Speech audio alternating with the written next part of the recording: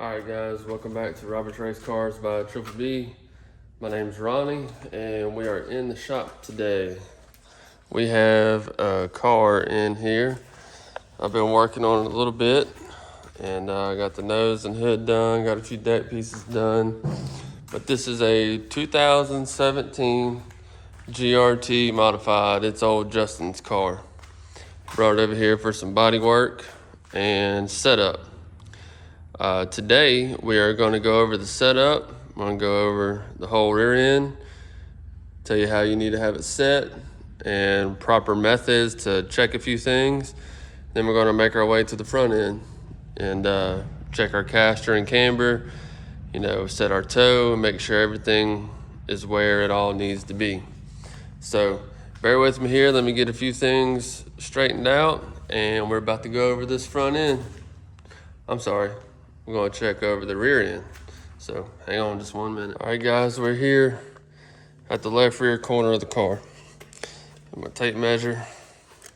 So first thing we're going to do, we're going to check the bar links. So you have your upper left rear bar and your lower left rear bar. And you got your brake floater bar, all trailing arms. So GRT calls for a 16-inch from center heim to center heim upper bar. So we'll reach in here and we're going to find our centers. And I've already set it, so it is at 16 inches from center to center. This lower bar, most cars now have that lower bar where it has a little bend to it. It just gives more clearance for everything. So we're going to reach up in here, we're going to reach through. Maybe, if I can get in here. We'll reach through there. We're gonna find our center and pull to our center on this side. It's hard to see, but it is 13.5 inches. All right, then we're gonna check our brake floater bar.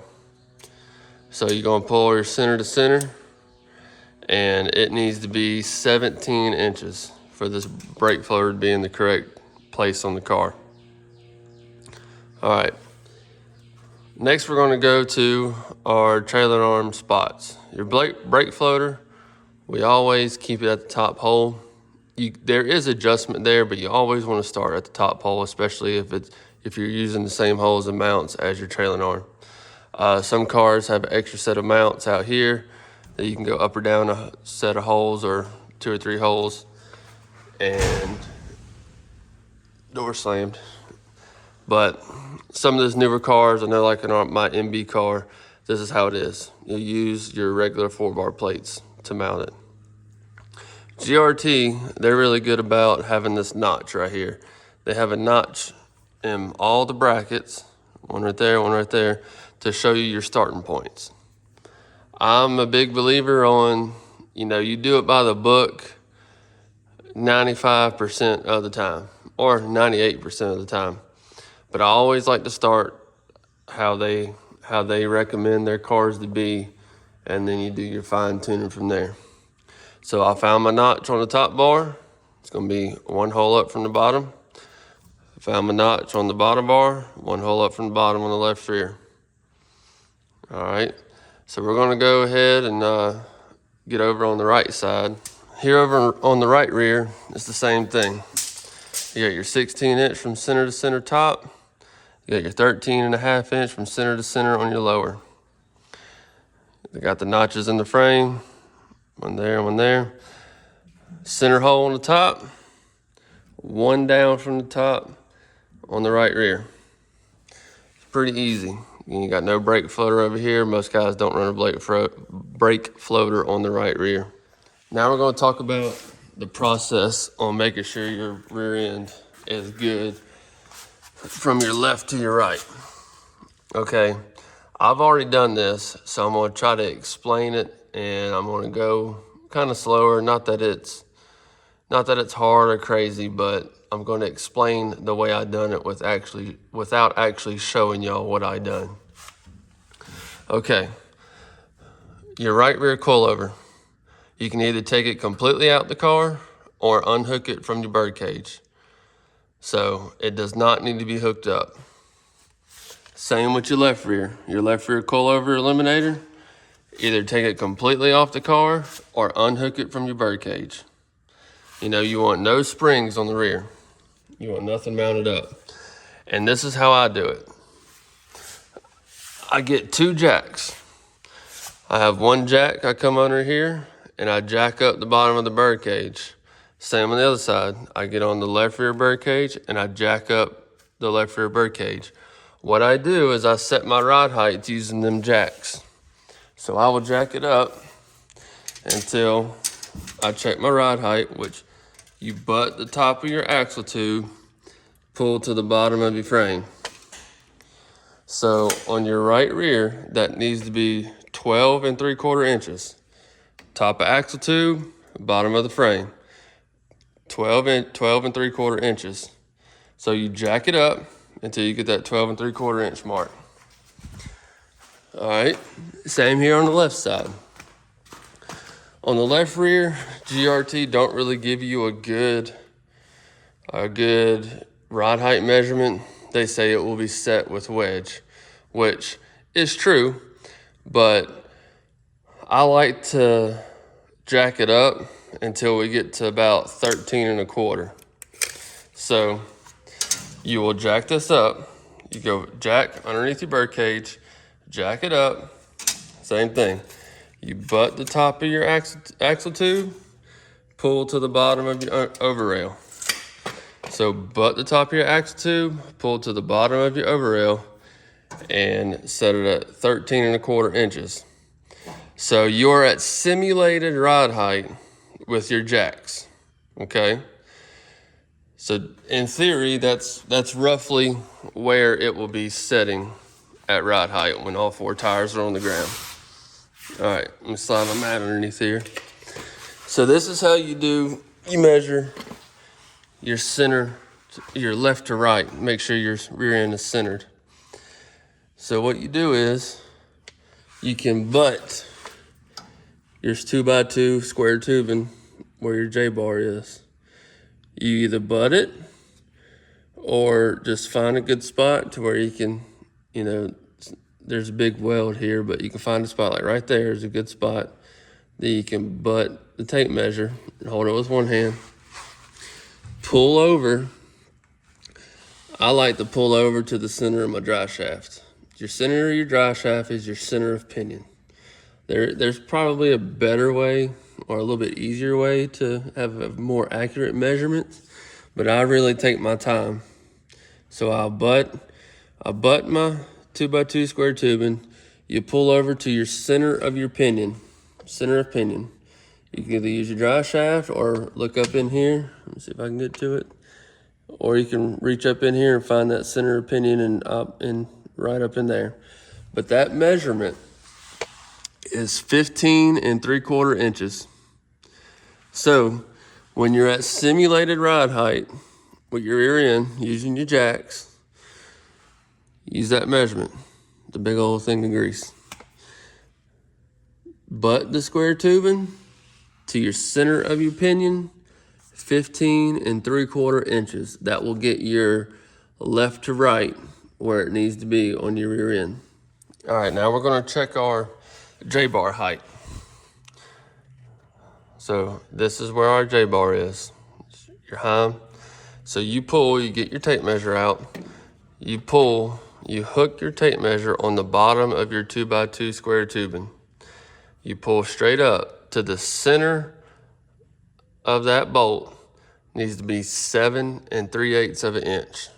And that's where we're at. I've already preset this car, so we're just going over everything. So you hook your tape measure on the 2x2 square tubing, pull straight up to about right in here, and find your center, and that needs to be 7 3/8 of an inch. So let's walk around here to the other side, the pinion, J-bar mount on the pinion side. Get in here. So where I like to be is roughly center of my pinion. That's where I like to start. So wherever center of the pinion. That's where I like to start. So you adjust this thing up and down, and you can find the center of that pinion. A lot of pinion plates have a zero. Like it's hard to see, but there's little notches here, and you can find the 0 point pretty easy. But you know, Weir's machine has a good one out to where it even has it marked where you have a 0. I believe it's in halves: 0, half, 1, or 0, half, 1 to go below. But I always like to start right dead center of the pinion. So once you have your rear end squared, once you have your rear end your left to right good, you know, you double check this. You double check your J-bar where your location is on both sides. And if you have to move this J-bar, you need to recheck your rear end left to right. Because moving any of these sides up and down adjust the rear end left to right, just very slightly. So if your J-bar is good and you set your rear end from left to right and it's where it needs to be, lock everything down, you're good to go. But if you set your rear end left to right and you have to come in here and move the J-bar up or down on either side, you need to reset your left and right on your rear end. All right, now we're gonna move to our pull bar. He's got a biscuit pull bar on this car. It's a little dirty, but it's a very good biscuit pull bar. That biscuit in it is actually an X Factor biscuit. It's probably, he said it's got like 3 races on it, so I told him he can race it 3 or 4 more times and either replace it or check it. You know, take it out, clean it up really well, make sure the biscuit isn't coming apart anywhere, and put it all back together. And always double check your preload in your biscuit. You always want a 1/4 inch of preload in your pull bar. Whether it's a spring or a biscuit, I always run a 1/4 inch of preload in either one. So we double checked our preload. We're set at a 1/4 inch. On the frame side, we are using this front top hole. I'm sorry, on the rear end side. On the rear end side, we are using this front top hole for the pull bar. And it might be a little hard to see. No, we can get in there.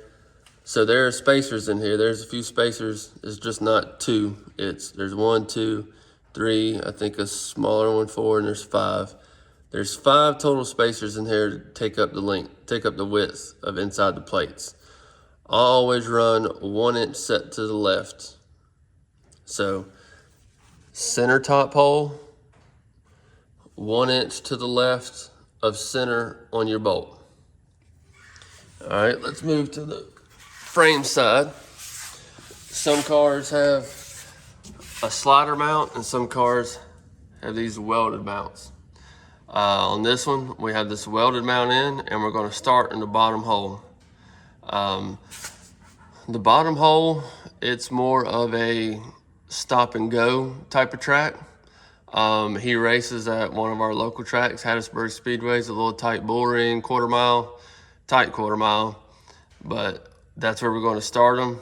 If he starts consistently racing at a bigger track like Outlaw Speedway, a track that we do race at a lot, we'll probably get him to go up a hole, maybe even 2.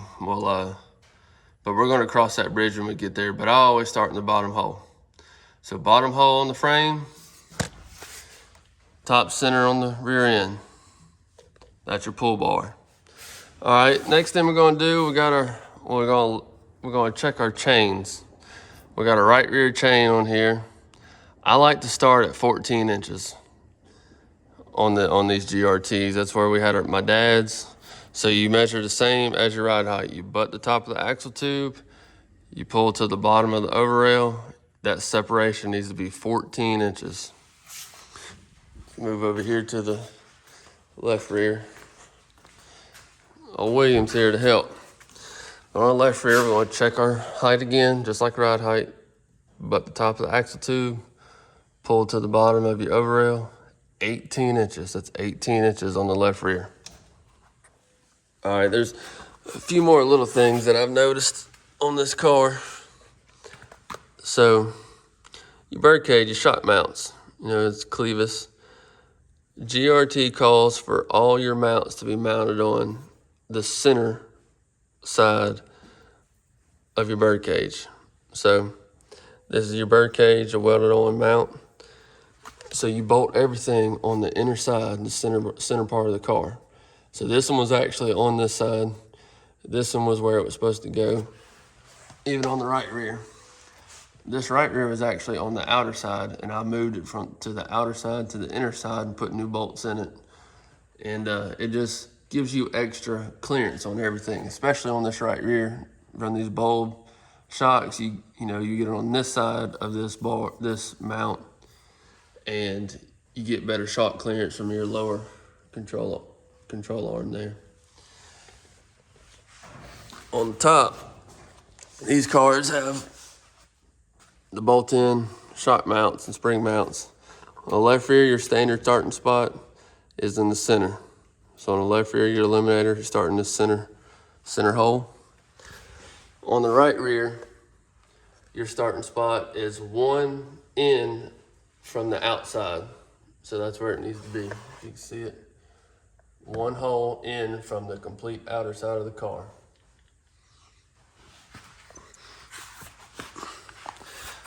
So that's everything on the rear end. We got it. When we set it down, we'll check our pinion angle.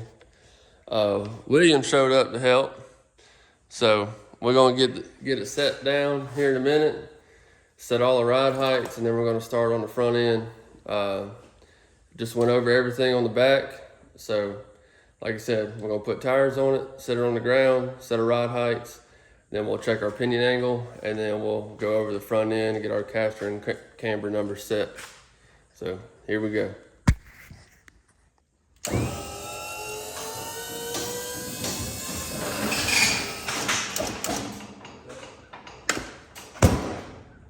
All right, we got the driver in the car. We gotta have the simulated weight of the driver in the car when you set all your ride heights. William just so happens to be the same weight as the owner here. So you come to your front, you go from the ground to the center of your lower control arm bolt on both sides. That's where you measure your ride height. Both of them need to be 8 inches. So you set the front 8 inches, we went ahead and set it. And so on the right rear, top of the axle tube, measure to the bottom of the overrail, right rear, 12 3/4 of an inch. That's where we're at. So we're at 8 across the front, 12 3/4 over here, and I made it about, I think I put it at 14 on the left rear just to get us close to set on the scales. All right, we're here on the right front. So I really like these Pinto spindles. This Pinto spindles has a machine flat surface right here, so you just pop your level on it. So that one,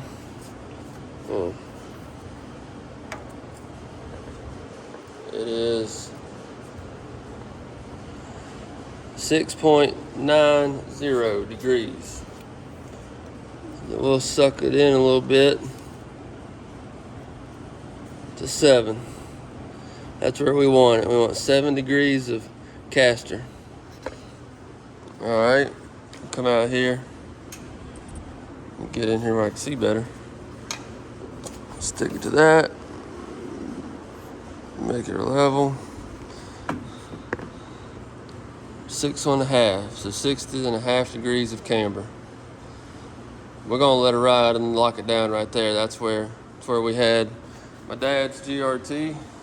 That's where we're gonna have this one. We do change the front end settings a little bit on our cars, what they recommend. Something I did notice when we was working on this. See that spacer right there and then the heim's on top? We gotta adjust that. That spacer's gotta be between the spindle and the heim. So we're gonna knock that out before we set the toe. We're gonna roll over here to the left front, get the left front set. All right, we're here on the left front. We're looking at our caster here. We're at 4.8 degrees, which is basically 5 degrees, which is where we want. Turn it around here. to our camber. We're at 4.5 degrees. We really want 5 degrees, but I didn't want to extend this out too far and kind of run out of threads. We haven't run out of threads yet, but I just want to be safe. That needs to be just a little bit longer, but that's all we got to work with. So 1/2 degree shy is where he's at. But 4.5 was where we want to be 5. And get that in line there. That's 4.8, that's 5 degrees all day long in my book. What do you think? Yeah. It ain't be that big a deal. No. So we're gonna lock everything down and break the scales out, and we'll show you what the scale numbers look like. We'll get William back in the car here in a minute. All right, we got William in the car. We got the car on the scales. We have already set our ride heights. We set our front end. So we've got everything done. We set our pinion angle. So we have it on the scales, and this is where we're falling out at. You see it. We're at 2,404 pounds. 54% left side, 56.9 rear, about 74, 75 pounds of left wheel. So we're gonna roll with it right there. We're gonna lock it down. GRT calls for 80 pounds.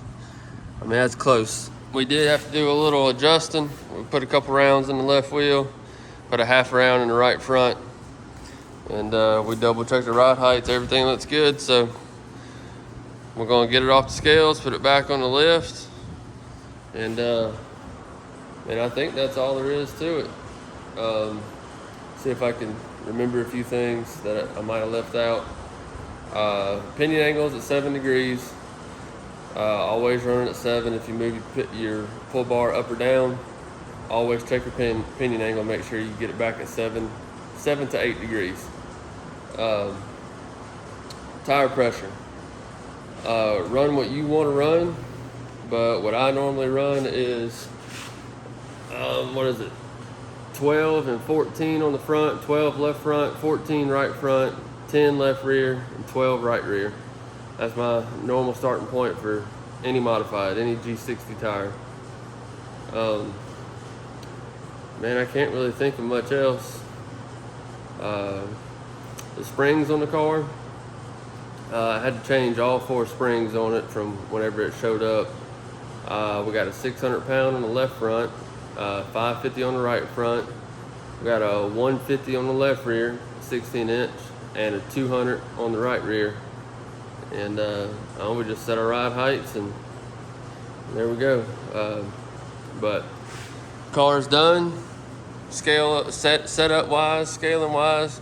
The only thing we'll do is we'll check our toe, and we're gonna be done. We're gonna run about a 1/4 to 3/8 of an inch toe out. But that's all she wrote for the setup wise. We'll write all this stuff down for Justin, and he's gonna be ready to go when we get the body done. Where you going? All right, so excuse me, I just sneezed a couple times, but we got the car done.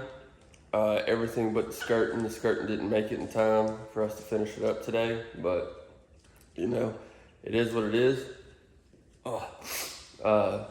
But we got to this point. He did bring the old skirting, so we just stuck it up there to see what it looked like. But see, we're missing some plastic there. But anyways, the car's done. It's set up. All we got left is to put the valence around the front, skirting, and hook the body bracing up. What? Don't touch those spiders, they'll get you. But just want to show an update. It's ready to rock, minus skirting and body bracing. So like, comment, subscribe. Let us know if you like these kind of videos. We'll try to make a few more with more cars that are coming in. We might even do a one with late model if I get good enough in the late model. Gotta get the motor back first. But like I said, like, comment, subscribe. Thanks for watching. And we'll see y'all next weekend. Hopefully we get to go race. Appreciate it.